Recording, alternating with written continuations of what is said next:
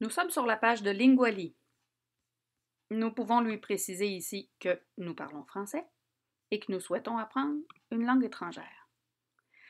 Pour t'ouvrir un compte, tu peux facilement le faire avec tes données de Google, en fait Google+, Google Drive dans ton cas. Si on a déjà un compte, à ce moment-là, on peut se connecter avec les mêmes données qu'on utilise dans Google Drive.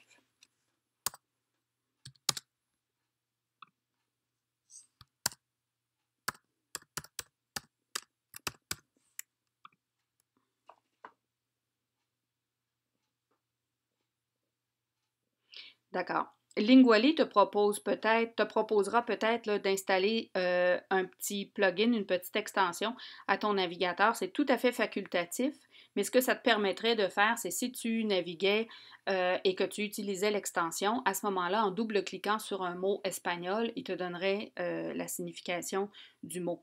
Ce n'est pas la première utilisation que je te propose. La première, c'est simplement que tu puisses te constituer une banque de mots que tu pourras ensuite réviser, un petit peu comme si c'était des flashcards, là, des cartes de vocabulaire pour te proposer à toi-même des quiz. Comment peut-on ajouter des mots dans notre banque de mots? Ici, il nous donne cependant des paramètres. On doit, si on souhaite ajouter plusieurs mots, les séparer par une marque de tabulation. On va aller choisir d'abord nos mots. Par exemple, ici, tiens, el equipaje. ¿Sí? El equipaje. On va prendre ça. C'est beau, ça. On s'en va dans Word. OK. Equipaje. On va mettre notre déterminant après. La marque de tabulation. ¿Qué significa el equipaje? Bagage. ¿Sí? ¿De acuerdo?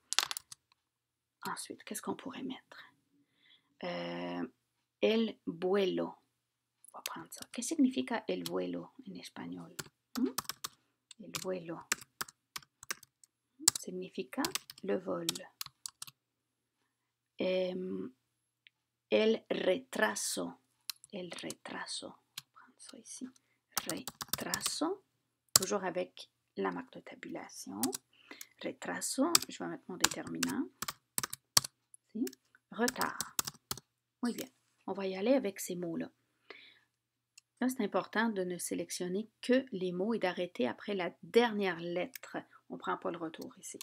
D'accord? Entonces, on fait un copier et on s'en va dans Linguali et on colle tout ça ici et on lui demande de les importer.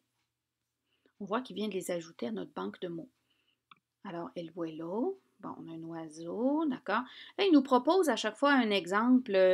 Fais attention à la qualité des exemples, c'est pas toujours très fiable, j'en ai vu certains. Ce qui nous intéresse simplement, c'est le sens de ces mots-là, d'accord? Maintenant, si on voulait faire un quiz à l'aide de notre banque de mots, on vient ici.